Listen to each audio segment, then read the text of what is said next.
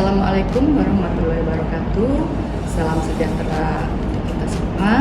Perkenalkan, saya Dewi Kurniasi, dosen pengajar di program studi Teknologi Laboratorium Medik program Diploma 3 Poltekkes Kemenkes Jambi.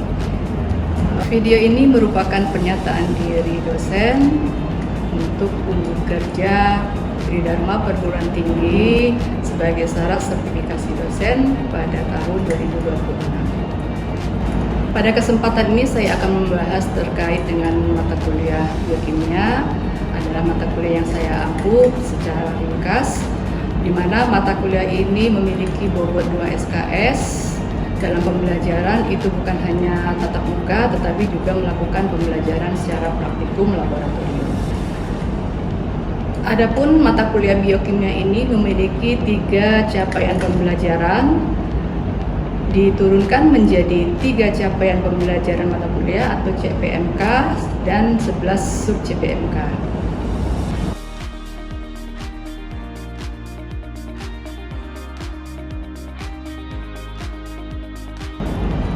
Mata kuliah biokimia ini dirancang untuk membekali mahasiswa terkait konsep dan praktikum laboratorium dengan memberikan informasi melalui komunikasi yang efektif, mulai dari pengidentifikasian dan penyelesaian masalah di bidang pemeriksaan laboratorium.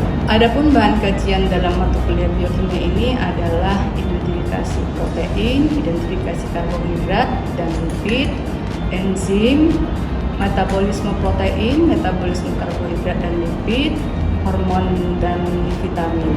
Pembelajaran biokimia ini dilakukan selama 14 kali pertemuan dengan 2 kali pertemuan untuk UTS dan UAS.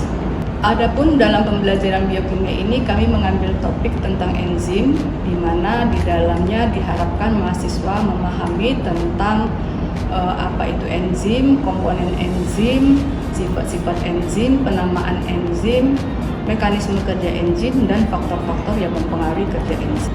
Pembelajaran dilakukan dengan menggunakan metode dan strategi DIA, yaitu pembelajaran disajikan dengan melakukan interaksi dan melakukan penilaian. Adapun pada saat penyajian pembelajaran atau penyajian materi itu dilakukan dengan tatap muka, diskusi, penugasan, praktikum laboratorium, dan daring. Daring itu menggunakan platform SINIGA, yaitu Sistem Informasi Pembelajaran Digital Poltekkes Kemenkes Jambi. Pada akhir pembelajaran dilakukan proses penilaian, di mana dalam penilaian ini memiliki bobot masing-masing, tugas 10%, kuis 15%, observasi sebanyak 35%, UTS 15%, dan UAS 25%. Pada minggu selanjutnya dilakukan kegiatan praktikum laboratorium terkait dengan menganalisis faktor-faktor yang mempengaruhi kerja enzim. Demikian yang kami sampaikan. Terima kasih. Wassalamualaikum warahmatullahi wabarakatuh. Assalamualaikum warahmatullahi wabarakatuh. Waalaikumsalam warahmatullahi wabarakatuh. Selamat pagi, salam sejahtera untuk kita semua. Apa kabar kalian? Baik. Pagi ini, alhamdulillah ya, kita dipertemukan dalam pembelajaran kita seperti biasa. Untuk pertemuan hari ini kita akan membahas masalah enzim, tapi terlebih dahulu seperti biasa kita sama-sama berdoa, mohon keberkahan ilmu dan kelancaran pembelajaran kita pada hari ini. Berdoa dimulai.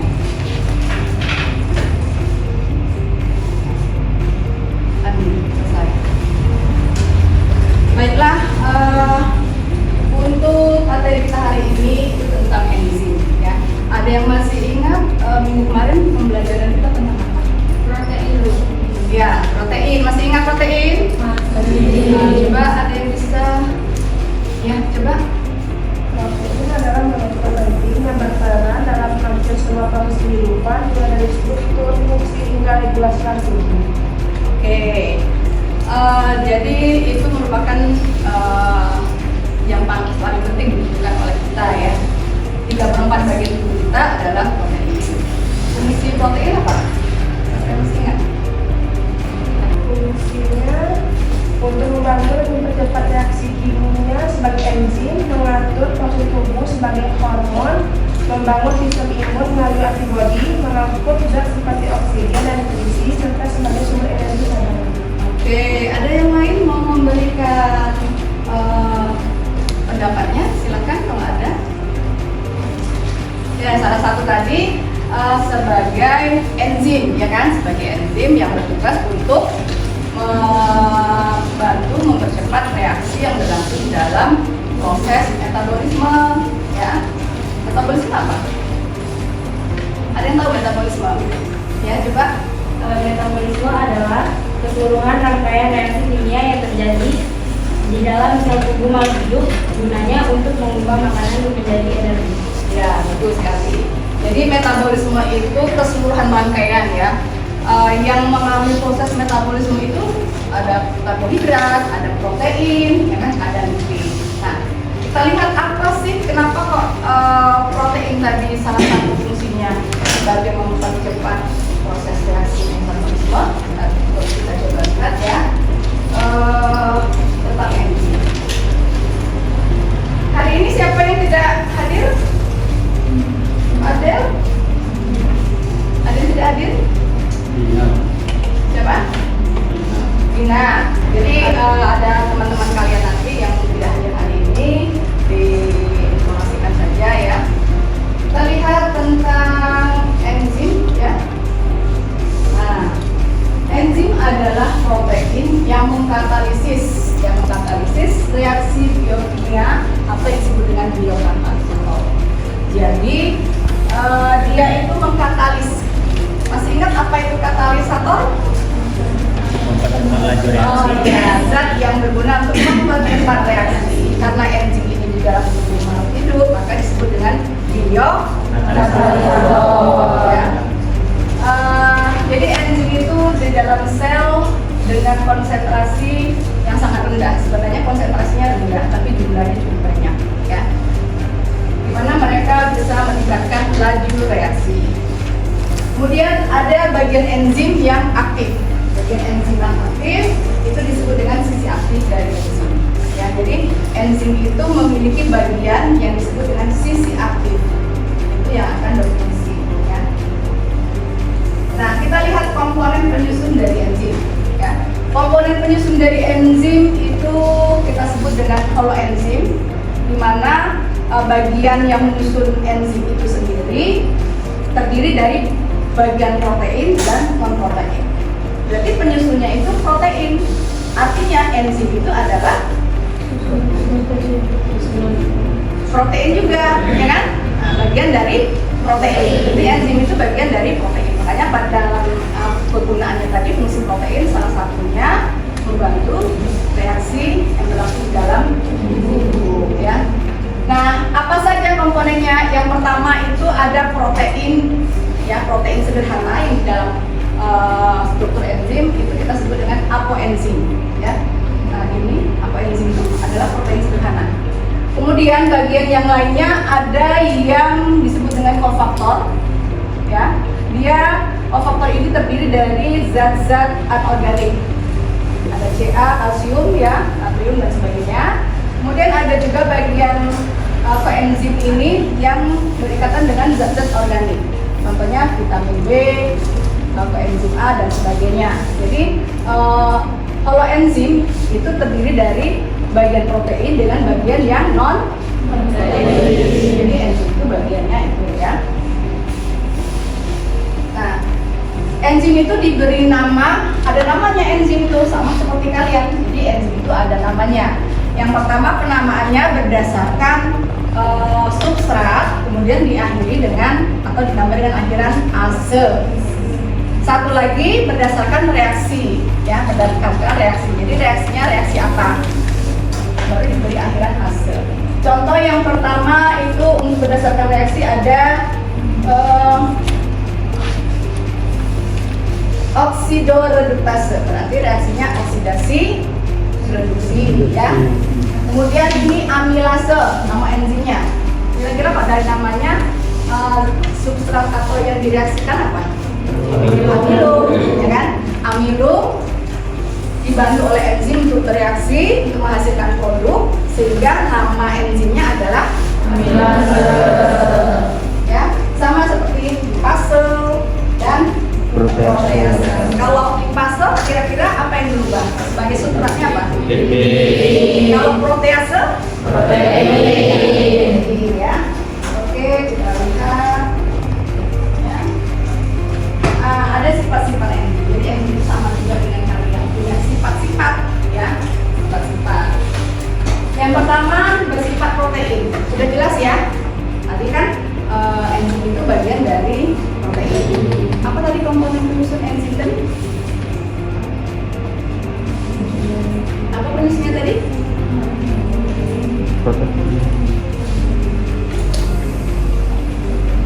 Nih, penyusunnya. Ya, apoenzim, koenzim, dan promotor dan koenzim. Itu penyusunnya, ya. Oke, jadi disebutkan tadi enzim adalah bagian dari protein atau bersifat seperti protein. Berarti sifatnya sama. Sifat enzim sama dengan sifat protein. Yang kedua, bekerja secara spesifik terhadap substrat tertentu. Nah, contohnya tadi, ya kan? Amilum akan diubah, ya. Amilum akan diubah menjadi glukosa. Dibantu dengan enzim di sini. Namanya enzim amilase. Spesifik ya. Jadi amilase ini dia hanya mampu bekerja pada substratnya amilum. Tidak bisa untuk lipid, tidak bisa untuk protein. Ya, sama lipase berarti untuk lipid. Jadi spesifik ya.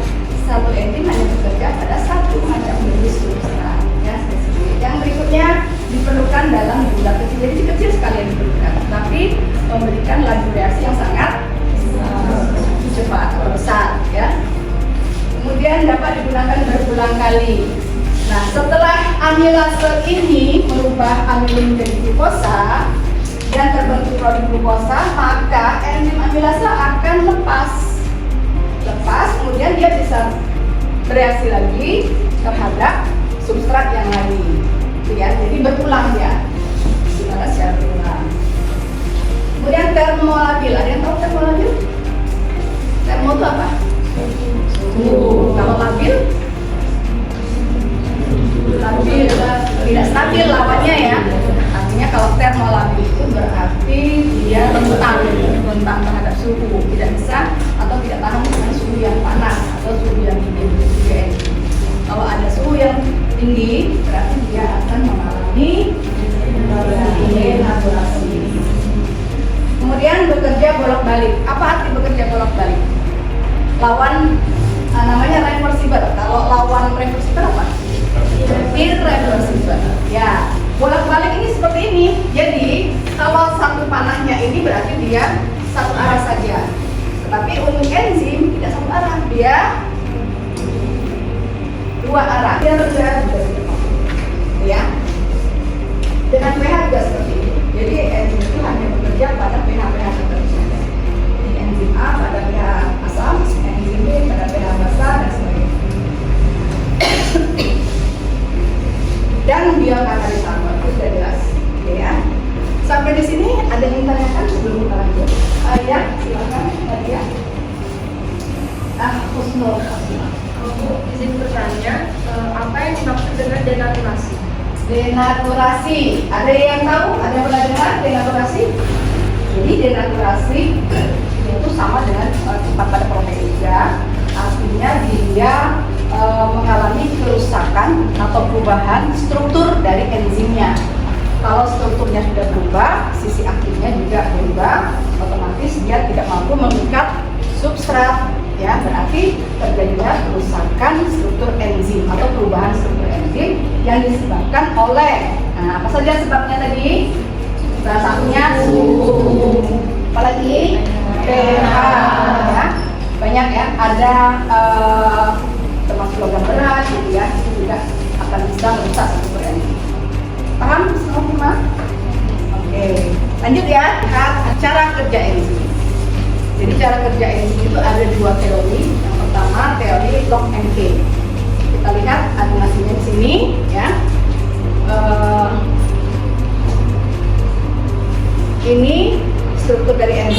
memiliki sisi aktif ya, ini. Kemudian ini substrat yang dia akan direaksikannya. Kemudian nanti enzim akan mengikat substrat membentuk enzim substrat kompleks. Kemudian nanti akan terbentuk produk di sini. Jadi produk akan memisahkan diri dari enzim, ya. Maka enzim akan bekerja kembali. Nah, kalau untuk teori ini yang pertama dia memiliki sisi aktif enzimnya bersifat spesifik, jadi spesifik sekali. Ya, kalau beda sedikit tidak mau dia. Dan yang berikutnya ada teori induced feed. Kita lihat di sini. Ini teori induced feed ini adalah enzim, kemudian ini substrat. Kalau kita lihat substrat dengan posisi sisi aktifnya, ini kan kurang pas ya. Kayaknya ini lebih panjang, sementara ini hanya lengkung. Tapi oleh enzim ini tadi, dia bisa lebih fleksibel. Artinya menempatkan substrat dikondisikan dengan bentuk substratnya. Ya, asal dia masih mirip. Kalau tadi kan hanya pas ya, spesifik.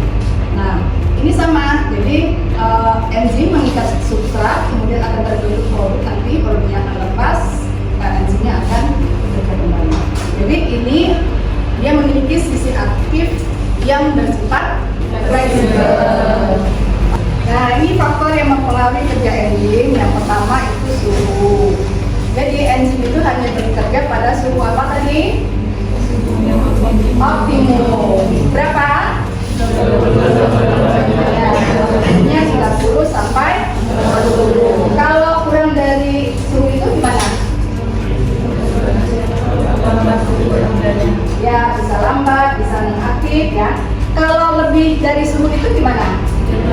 Ya, terjadi denaturasi. Sifatnya tadi apa? Ya, oke. Ya. Kemudian yang kedua itu pH atau garis asam. Nah, kita lihat ini ada enzim ya yang memiliki beda-beda. Jadi untuk enzim yang di lambung itu biasanya pada pH asam di bawah 7 ya. Kalau yang netral ini ada di sekitar area mulut, kemudian yang basah ada di kalau basah pH-nya berapa? Lebih dari 7. Kalau 7 pH-nya netral. Oke. Ya. Berikutnya ada konsentrasi enzim. Jadi konsentrasi enzim itu sama seperti manusia juga ya. Dia hanya memiliki beban untuk bekerja itu terbatas. Jadi kalau semakin tinggi konsentrasi enzim, maka semakin cepat lajunya. Kamu mengangkat meja ini 1 orang dibandingkan dengan 3 orang, mana yang cepat? 3 orang. Ya, jadi enzim akan semakin tinggi konsentrasi enzim, maka akan semakin cepat. Kemudian konsentrasi substrat.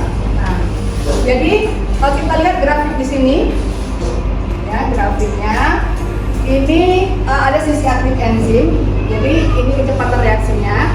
Pada titik tertentu dia akan konstan, akan lurus saja. Kalau ini pertama meningkat ya, kemudian pada saat sampai di titik aktifnya tidak bekerja, artinya sudah terlalu banyak substrat.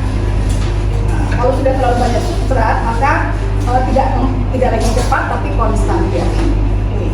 Jadi penambahan substrat dapat mempercepat laju reaksi, tetapi jika semua enzim sudah bekerja, maka penambahan substrat tidak berpengaruh. Ya. Ada inhibitor. Ada yang tahu apa inhibitor? Memperlambat. Berarti lawan dari mempercepat tadi apa? Nah, ini memperlambat namanya inhibitor ya. Inhibitornya ada 2, inhibitor kompetitif dan inhibitor non kompetitif. Kalau yang kompetitif kita lihat dia ada 2 jenis ya yang menyerupai substrat. Jadi karena menyerupai substrat, maka sisi aktifnya ini bisa bersaing antara enzim dengan inhibitor ini ya. Nah, kalau sudah inhibitor duluan, maka enzim tidak lagi bisa masuk. Tetapi kalau jumlah substratnya ditambah semakin banyak, maka inhibitornya akan terbuang, akan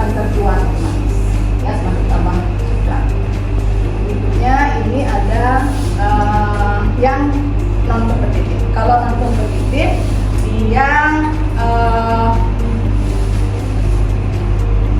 dia tidak di sisi aktifnya nempelnya, tapi di bagian lain yang bisa dipengaruhi oleh inhibitor ini, ya.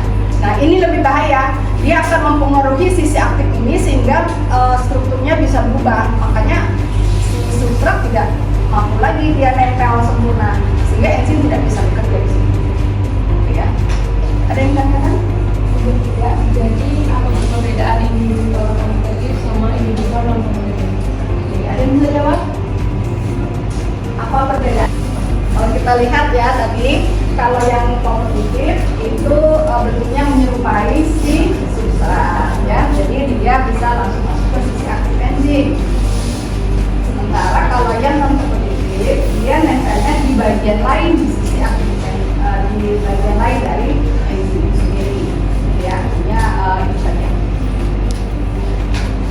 Nah, ini di dalam peningkatan kadar enzim yang tertentu di dalam tubuh, yaitu dalam jaringan, itu bisa menandakan ada kerusakan sel atau masalah di jaringan.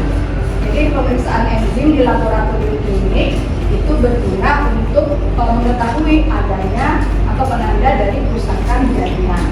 Ya. Nah, jadi enzim di sini dia berfungsi sebagai biomarker untuk mendeteksi atau mendiagnosis berbagai penyakit.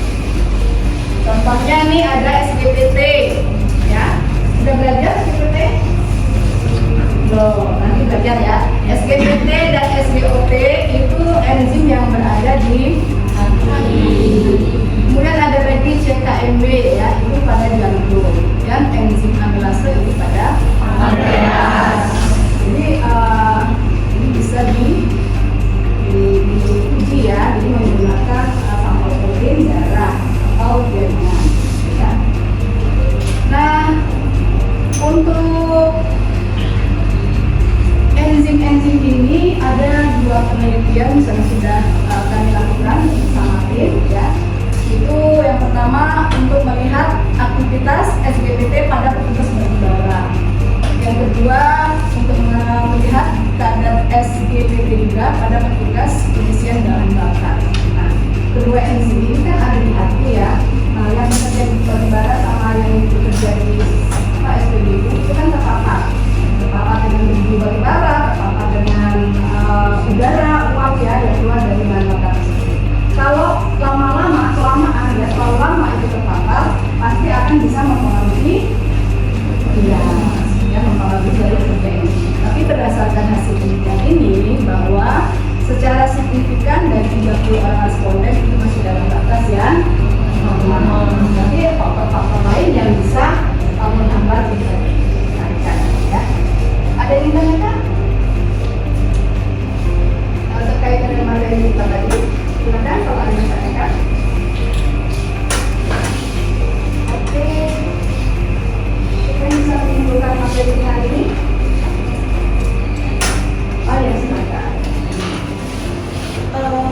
Menurut saya, kesimpulan untuk pelajaran kita hari ini, enzim ialah biomolekul yang umumnya berupa protein yang berfungsi sebagai katalisator dalam reaksi kimia di dalam tubuh maupun hidup.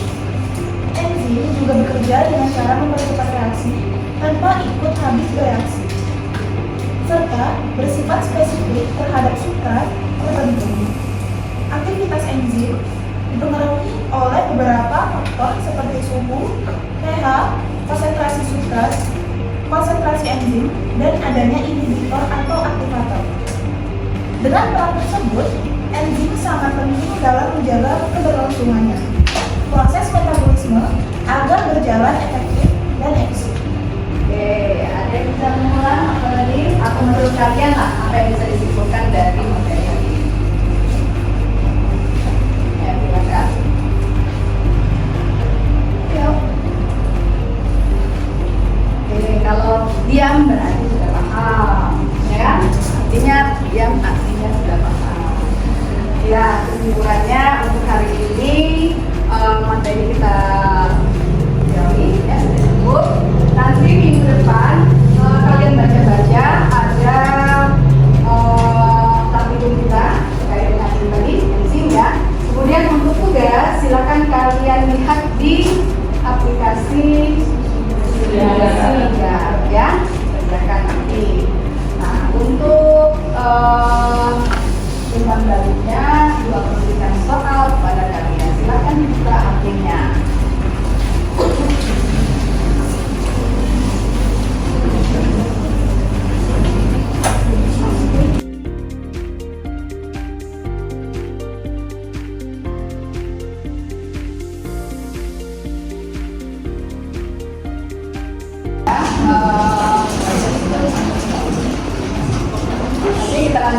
pertemuan minggu depan. Dibaca-baca materinya itu sudah Ibu bisa juga di juga ya.